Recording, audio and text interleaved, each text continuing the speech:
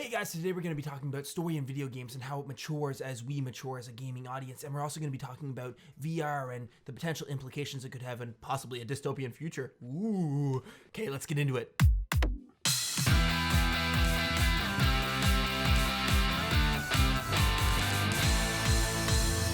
Hello everybody, welcome to CGN. My name is Nathan, and beside me, Kevin and Brett. He's back again. He's back in the second round. And the lovely and delightful and never grumpy. That's me. My name's Richard. There we go. Happy Kev. So, today we'll be doing our NameCast. And basically what we do is each of us brings a topic to the table and we discuss it about all of us. So, I'm going to start with, since I don't have one, Kevin? Oh, me topic right away? I thought you had one. No, man. Anyways, no, what I was going to talk about just in general is story in video games, because it's actually surprisingly a controversial topic. It hasn't been recently. However, there's been a lot of talk just on how much does story actually matter in video games. So a lot of times it's mostly just like gameplay and mechanics and stuff like that. And that's all anyone cares Rookie about. Rookie Rookie move. Oh my god. That was the dumbest thing. Game Dev Tycoon. What are you talking about? We have equal parts of the game engine, story, and gameplay. That's everything you need in a game. No, what kind of... And it's a hunting action game? Jesus Christ. This is Hunting Halo. action. This is Halo 5 Guardians. This will be much more It's a relevant lot of later when it's time for my topic. The hunting and the hunters. Anyways. Honestly, Why would dialogues matter in a hunting action game? Are you insane? Have you played Halo before? This isn't fucking Halo. It could be. You have to making- start somewhere. He's making So Halo 5 right now, and I bet you'll see the same success. Anyways, Like sound matters in an... Oh, you're so new to this game. so Look at this. Look at this. That's This is not a good. Perfect game. Let's finish this game. Let's go wait for the bugs, though. No bugs. You're gonna get We're like gonna ship 4 this or game. 3. We're gonna get 10 out of 10s. You're gonna get 4 or 3. gain some experience. Look at this engine. Woo. Anyways, so Leveling up. what I'm talking about is, for a very long time, story in games really wasn't important. It was mostly about game mechanics, and now we're starting to see more story-based games. So I'd say the leveled up a bit. dick. So I'd say the first huge example of story-based games doing really well was Uncharted, and that led into there was games Whoa! before that. I'm not saying Told there you, was buddy. no games before it, but yeah, the first like Look at this huge guy. success one was probably Uncharted, and then it led into Last of Us. Wow. Tomb Raider was Naughty in Dog. there. You just... Naughty Not Dog, a lot of basically. surprise. But yeah, we see actually Halo 5, which Richard is trying to recreate, is leading into an incredibly You're curious what parts will deliver in the future. Fascinating. But yeah, like Halo 5 really is promoting itself on its story, which is kind of interesting. And I don't know, definitely a few years back, people Dude, would you have should seen start it making as a new game. What? Like ASAP. You should start making a How new do you game. make a new right game? now. click on the guy, develop Yeah. new game. Dude, I was working on it. Now, we're gonna go back Okay, to anyway. a classic. We're gonna go Halo 3. Anyways, yeah, a few years ago, for sure, people would have said that's incredibly risky. Now it's kind of more borderline whether we're making a story-based game is risky or not. So I was kind of wondering what your guys' thoughts are on story-based games in their current state in the marketplace that we live in right now. Well, we've always had story-based games. They're called regular games on easy mode.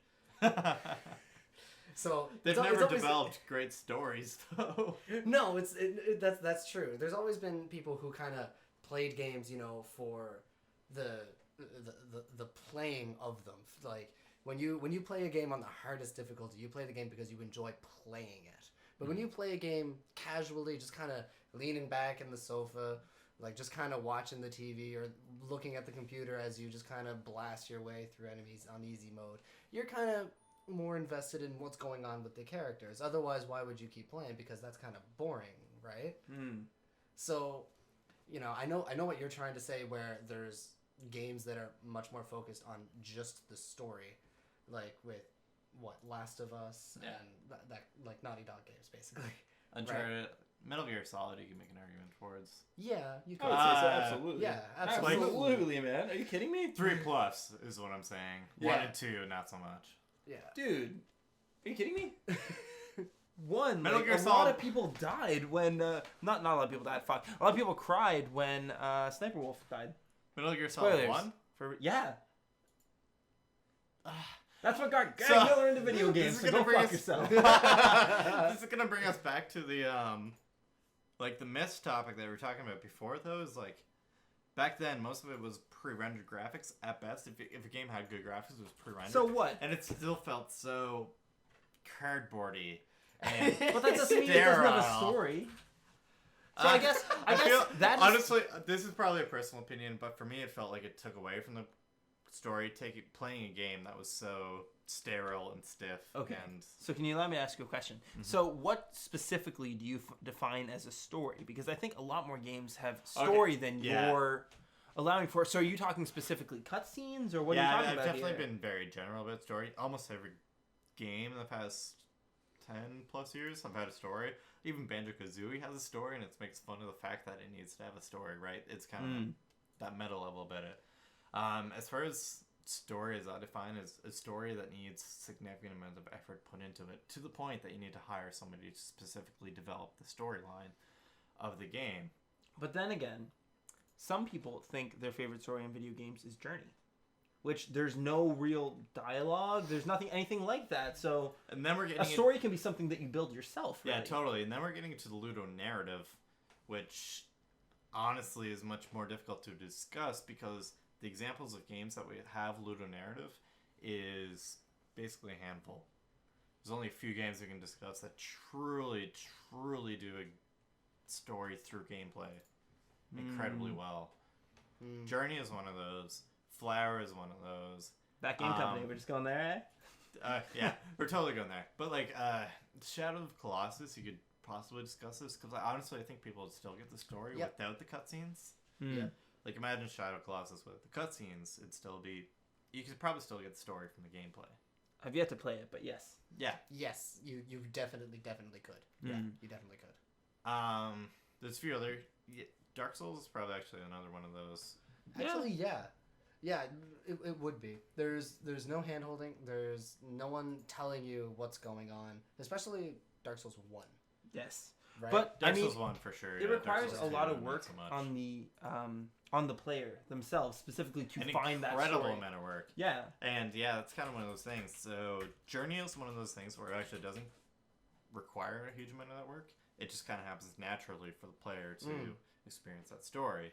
That's where I feel less so with Dark Souls and Demon Souls and hopefully Dark Souls 3. We'll see. We'll see. see. Hopefully. We'll see. Hopefully. Yeah. But like those, like the player actually needs to invest themselves in order to discover that Ludo narrative. So yeah, there's plenty of examples of games that have Ludo narrative. The issue is that it's really new, and as far as basically there is no relation right now between those games that heavily rely on Ludo narrative and those games that rely on traditional narrative through cutscenes and storytelling and that sort of stuff. Like try and compare Journey to Tomb Raider right now. You're not gonna have an easy time. Right. What are the similarities between those two games? Right. Yeah. Just in the fact that they're games essentially, and there's some sand. Yeah. Pretty much it. Is there even sand in Tomb Raider? I think it's mostly snow. in the newest one. Oh, yeah, there's it's gonna snow. be Yeah. There's snow in Journey. So There we go. we got there. Basically the same game. Half-Life 3 confirmed. One There we degree go, of guys. separation. There. Good stuff. Good stuff. So do you want to go next, Brett, or do you want me to? You do. Awesome, because mine kind of ties in.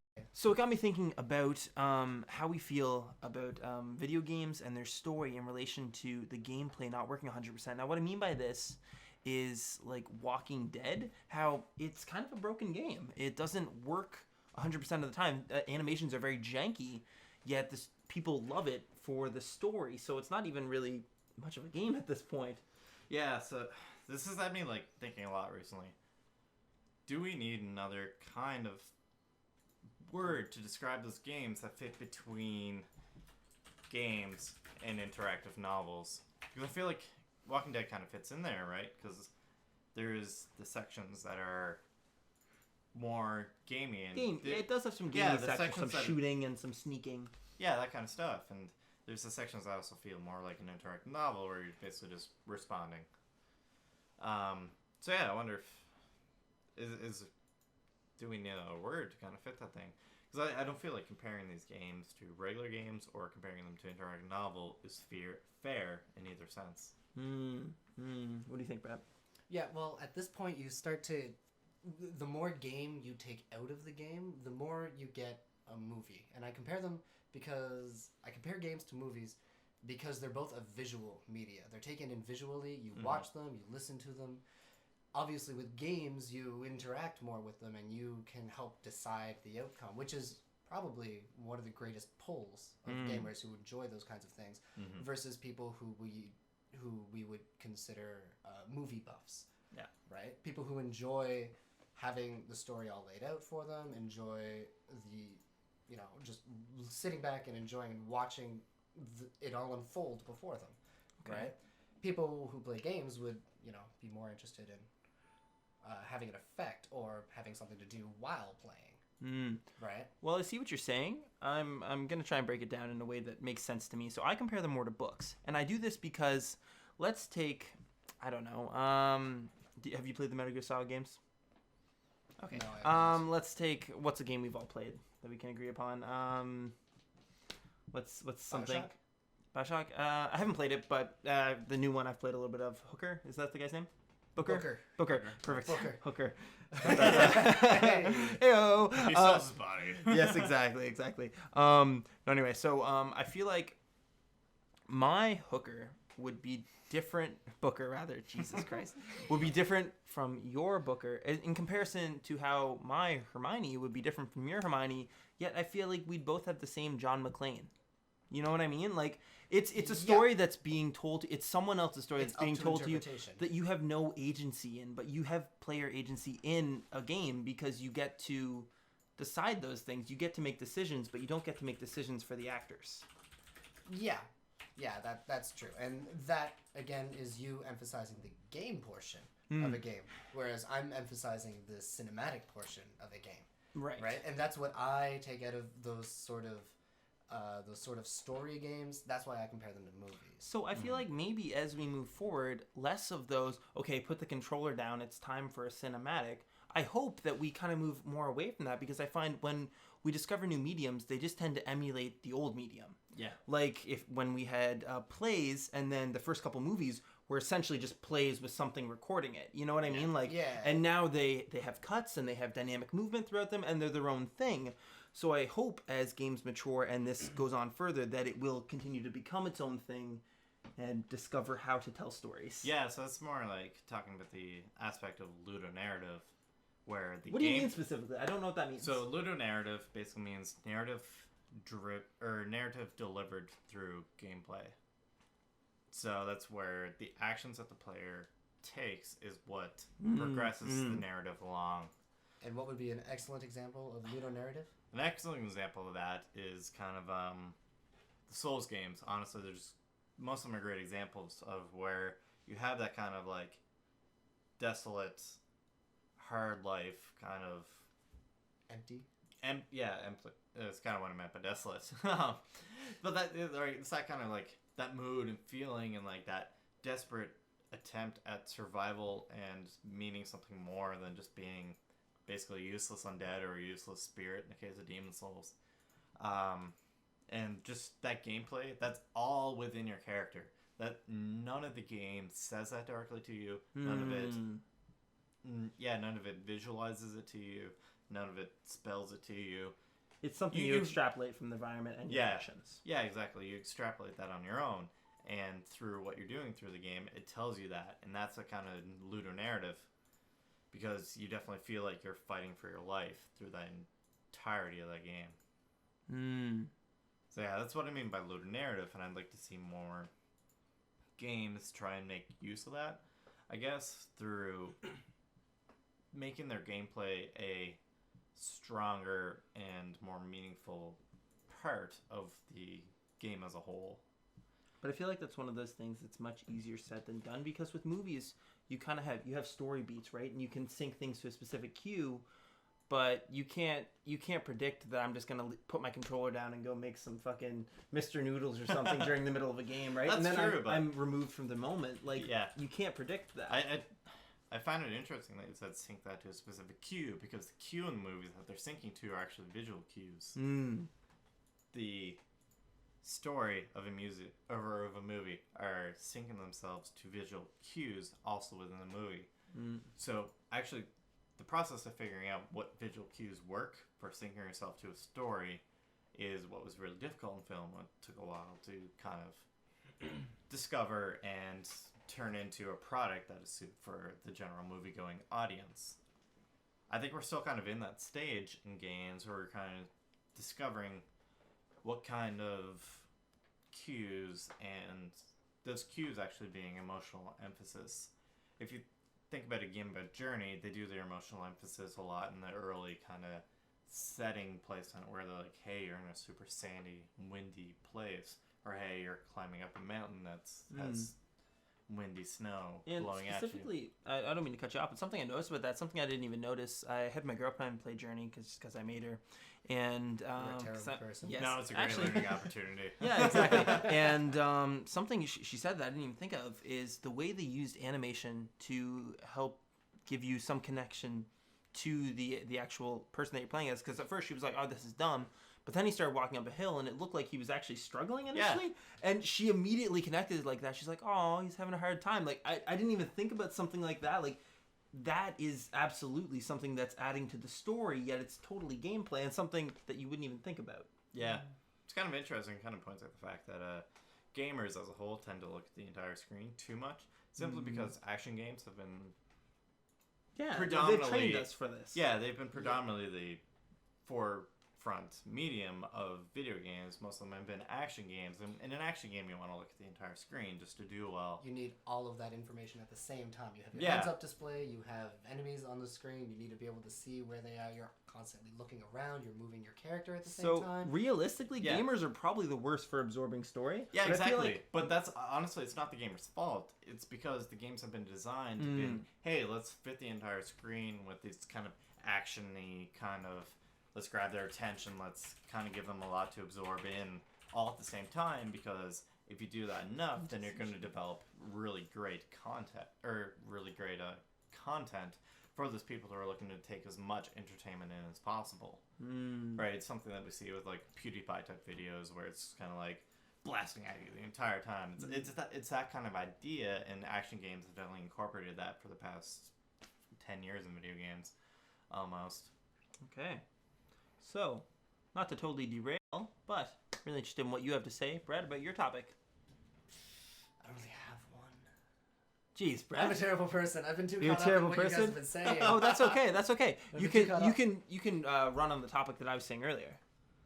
Well, in terms of games that focus more on story than actual gameplay, I feel like there is a happy medium that's required.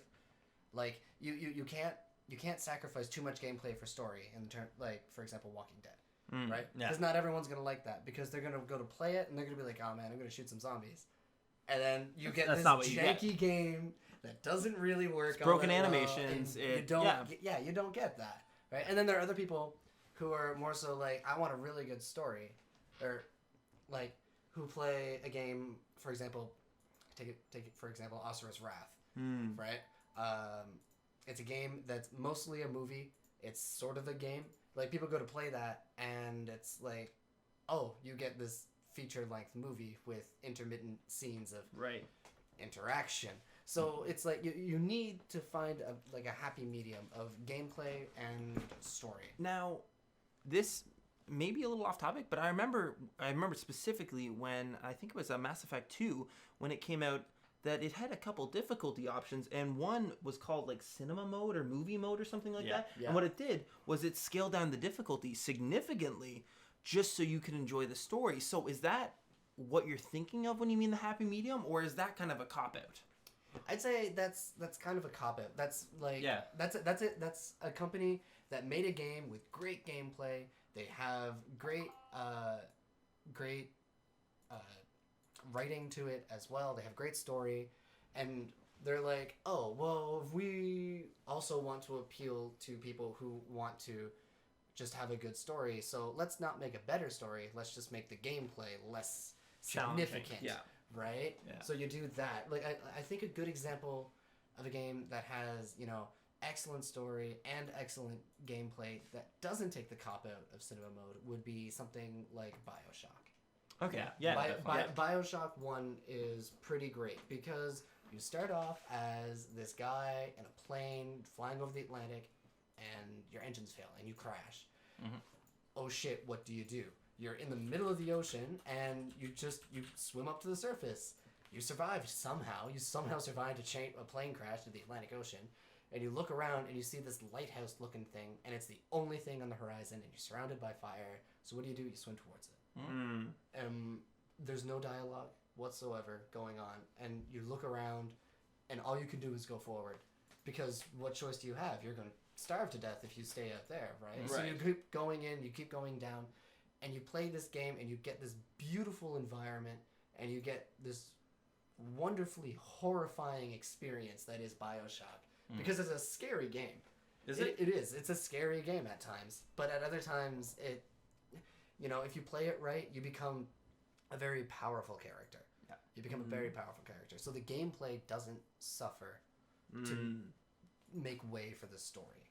And the story sort of, takes advantage of the gameplay in that as the story, it compels you to keep going forward and keep doing more because there's a fantastic twist at one point and you were basically deceived the entire first part of the game. You were deceived and it goes from helping this person that was kind of leading you on for the first half of the game to getting revenge. Oh wow. So yeah, and they're the one that are keeping you down there, right? They're the one that's keeping you going. So they're the driving force the entire way. But there's the huge shift, and it's like an M. Night Shyamalan kind of twist, and it's Shamalama ding dong. Shamalama ding dong, and it's beautifully done.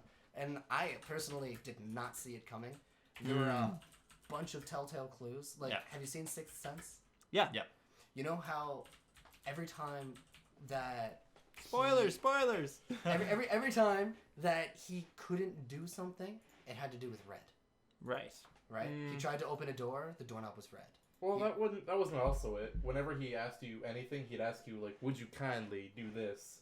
And then no. Yes, that's BioShock specific. I'm talking about Sixth Sense. Oh, okay. Yeah, in the Sixth Sense. Yeah. In BioShock, he asked, "Would you kindly do something or other?" And you wouldn't think anything of it. Because you had to do it to progress. Yeah, that makes sense. Good. Say that again. What? Well, it looks like our mic cut out there for a second. Do you want to say that again? I don't said now. You said... Oh, yeah, you can't progress in the game unless you actually do what he says. So he'd be like, "Would you kindly go here, flip this switch so we can open the door?" And you'd be like, "Well, yeah, I want to go through that door." You have to do it. And as a gamer trained to just do things and constantly progress and get the next achievement, I would think nothing of that. Yeah, exactly. Right. You're just like, yeah, of course I'll do that. Duh. So, are we reaching a point maybe where you start to have to really pay for your actions and you, as games mature, you start to realize maybe you're doing some terrible things and maybe it makes you reflect upon that as an action? Do you think we're approaching that? Or I feel like we're approaching that. I feel like at the very first when games were, like maybe 10 years ago, you always played the good guy. You always did. Because you were always the valiant knight, you were the hero, or the one-man army that saves the world. You were always that, and you never really got a chance to be the bad guy if you really wanted to. Right. A good example of one of the first examples I ever saw of being the bad guy was Mafia. Okay. Did neither of you ever play that game? I didn't play, but I have another example. But continue with what you say. Mafia was the first example I saw of being the bad guy. You played as a criminal. You were part of the mafia. Yeah. You went around town. You did jobs. You took care of people. Right. You gave them the business. Yeah. Gave her the business, guys. Yeah. And that's what it was, right? And it had a great story, but the gameplay didn't suffer. Yeah. So, that's my example of one of the first ones where you got to be the bad guy. Now, the first one, I felt like I got to be the bad guy. Maybe this is just my choice. Honestly, The Sims. I felt like the bad guy at times. Yeah, you can be a bad honestly, god. you put them in the pool. You take away the ladder. You're the bad guy. Yeah. Yeah, I put them in a 1x1x1 room. Yeah, exactly. And you yeah, just, like, and you you have don't them even- go crazy, and then they piss themselves, And and they they start can't to even freak lie. out. They sleep standing up. And Yeah. Yeah. I was honestly, like that's the the 1x2 first time I felt like room the with bad the guy. oven in it. Yeah. So they have a choice. Yeah. Yeah. Yeah. No, that's a good example of, it's not explicitly stated that you are the bad guy, but you could be. You have the option to be if you so like. Yeah. If that's something you enjoy. Yeah. Which What you can say? that kind of leads me into something which is an entirely different topic. Okay. But very early on in what you were saying, you said there was a lot of games kind of developed towards making sure that everybody likes it. Yep. Which was definitely like a very large concern in the start of video games because the market's not that large. While the market for video games is still split, it's much larger than it used to be. So it's mostly just split between console and PC and then mobile. Right now, those are about equal participant splits. Mm. So we're starting to get to the phase where we can stop developing games for everybody in our market. We can start developing towards specific groups within our market. So that's where you get games that are more like Bioshocks, because Bioshock was definitely for the I don't know if you'd say hardcore gamer, but certainly I feel like the Bioshock, core gamer where I feel like Bioshock catered to people who played Quake. yeah. People who played Quake and then they played Doom and they liked that sort of atmosphere, but they wanted something newer. But right? at the same time, I think it also kind of reached the just even like the Call of Duty player, or like the guy who's just like, look at how gorgeous this game is. Like, you know what I mean? The guy who just he got his first whatever at that time, probably a 720p TV, and was just like, oh my god, because it was a gorgeous game when it came out. So I think it really hit that. It definitely reached people that were into games. Basically, it was super for the people that were into games. It wasn't trying to. But it also touched new upon people Joe as well. Gamer, who doesn't know shit. But it wasn't advertised for its story. It wasn't advertised for its gameplay, but it became honestly, known it's for its story. relatively under-advertised. I would say, considering the game that Bioshock was, it should have been advertised on the level of like a Call of Duty game or one of the Battlefield or Battlefront games, and it just really wasn't. Well, when you look at Infinite now, it definitely is. Yeah, Infinite was heavily advertised, and I think most people consider it a bit underwhelming. Yeah, I think like it got a little overhyped. Yeah. Bioshock 1 is my favorite. Bioshock 2 is a continuation of what they had before, right? They gave you more of what they had before, and I believe the story suffered because it felt a little forced.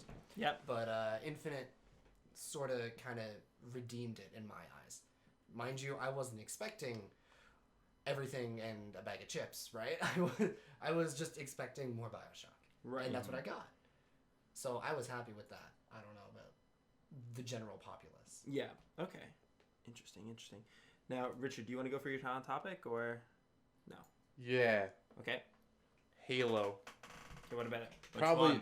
Probably the best game ever made.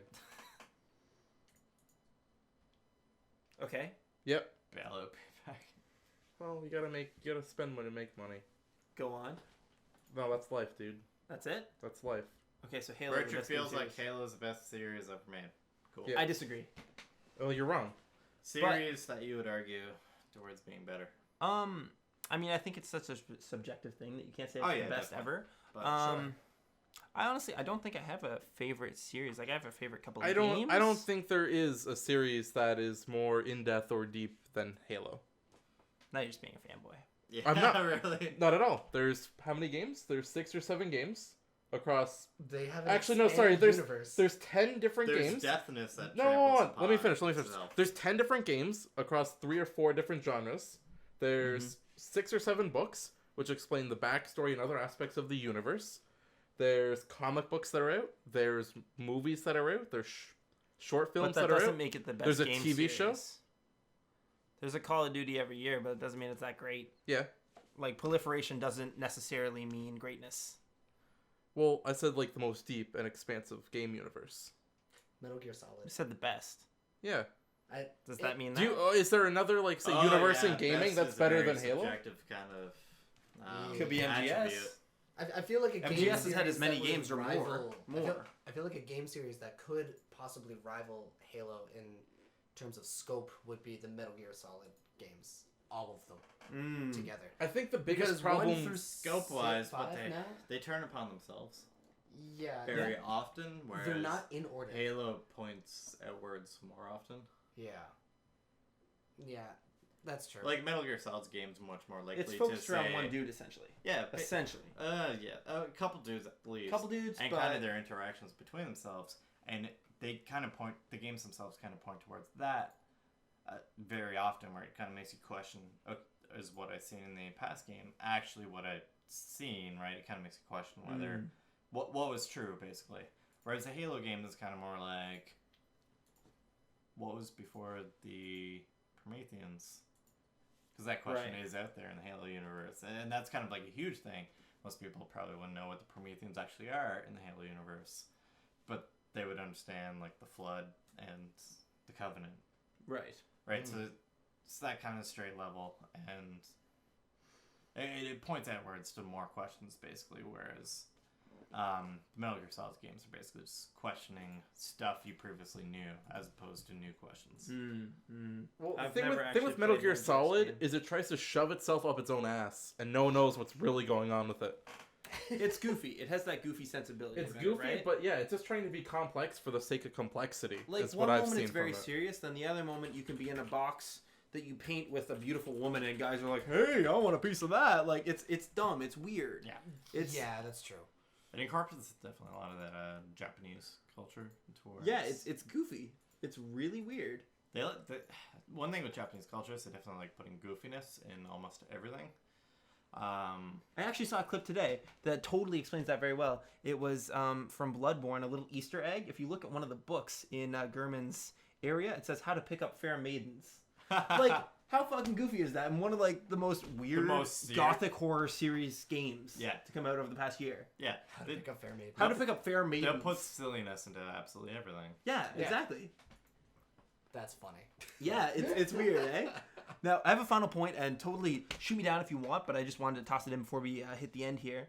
Now, I know this is like totally current or whatever, but as we approach more VR experiences, do you think that gameplay with relation to story will be more prevalent because it's so much easier to immerse someone in an experience? Like, you can get someone terrified by playing a VR game. You know what I mean? Like, you can get someone emotionally attached because they literally feel like they're in the moment. Did you guys ever see that video of the guy who's in a VR game doing like a roller coaster thing? Yeah, and he's falling over. He pulls back on his friend. The friend can't regain balance because he's in the VR of a roller coaster, so he doesn't know where his center of gravity actually is. And his mind cannot separate virtual from reality at all, which is... Yeah, so there's that kind of stuff. So if you apply it to a horror game, you could definitely see some huge extremes there. Honestly, I have some fear of people having heart attacks with regards to video games, but that's another issue. But how do you feel about immersion? Actually talked about that fear as well, and saying they're very you can get too scary and give someone a heart attack. Yeah. Like it gets very real for some people because you cannot separate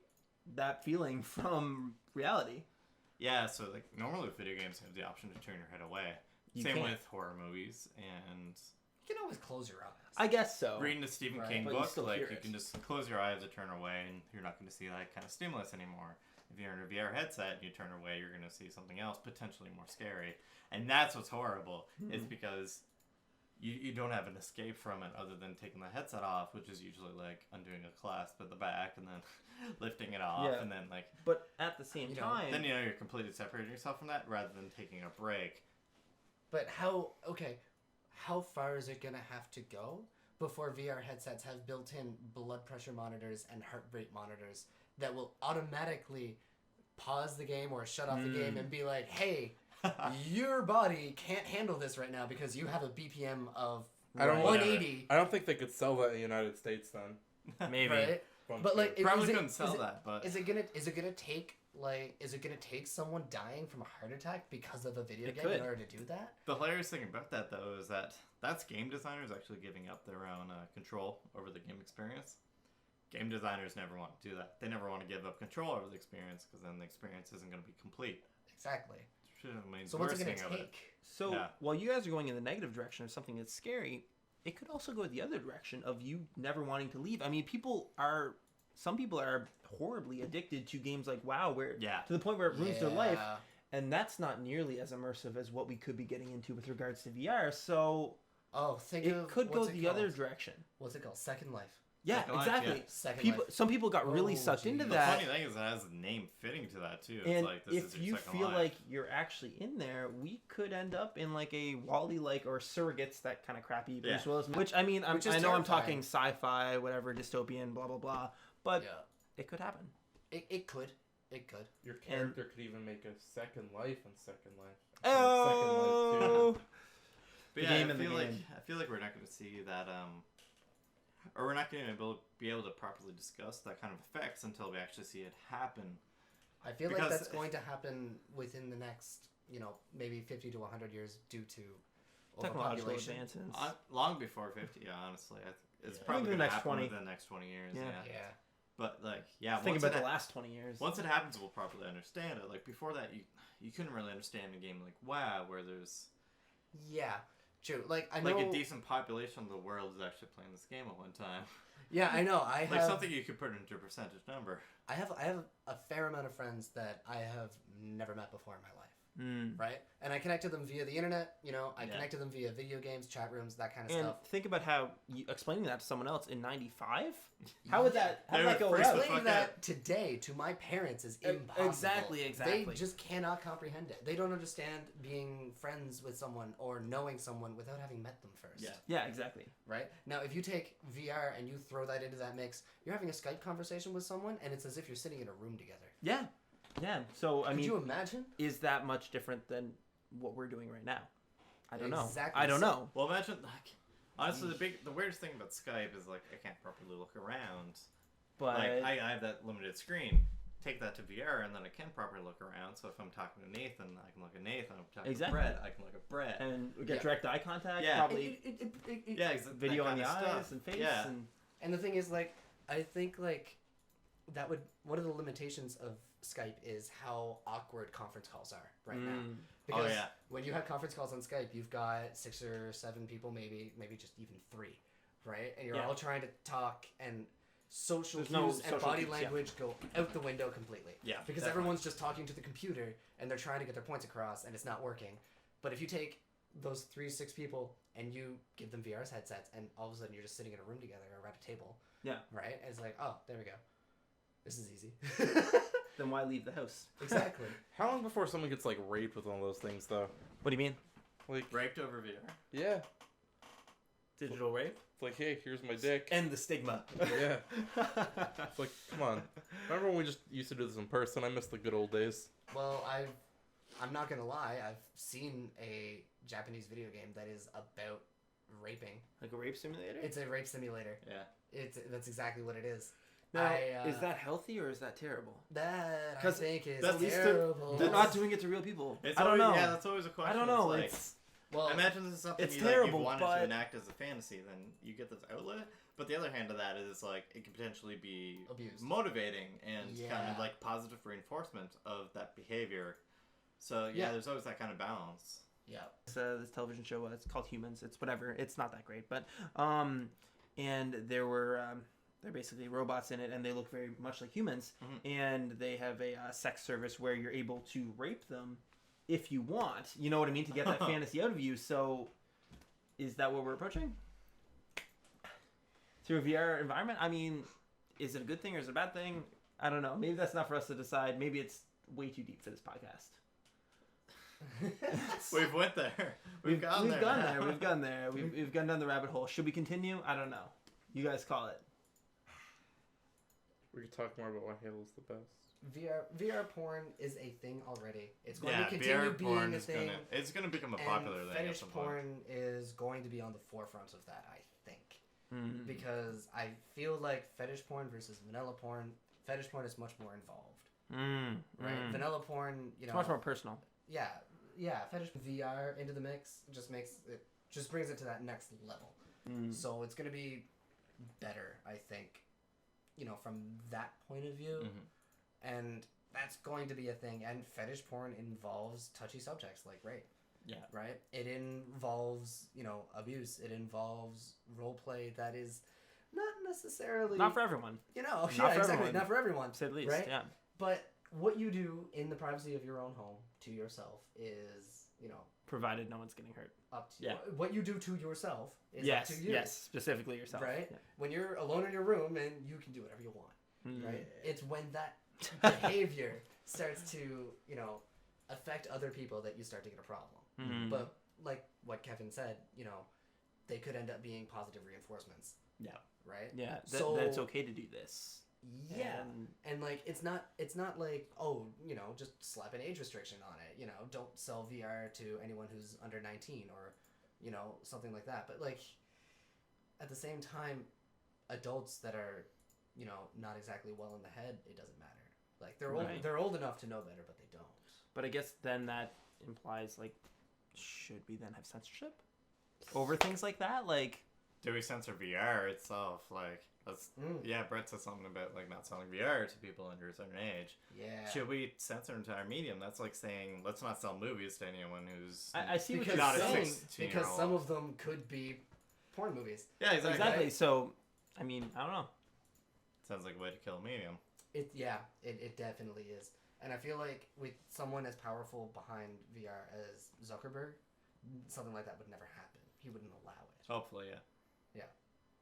I want the dislike button. It's coming. It's coming, It's buddy. coming. I know. I can't wait for it. Honestly, I cannot wait for it. It's gonna make shit talking people on like Smash Bros. So much Facebook easier. pages so much easier. Like I dipshits think need we're to gonna learn. call this here, right? Yeah, Yeah, I I think think this we've is- got enough. Okay, everyone. This has been episode what, 5? Episode 5. We're into 5 of these bad NameCast. boys. Jeez Louise. Yeah. Where's the time Coincidentally, gone? Halo 5, October 27th. Shut the Let's fucking fuck go. up. Watch the trailer. Okay, everybody. Few weeks out, we'll have another 3, episode 2, before 1. then. Ho! Bye, everyone.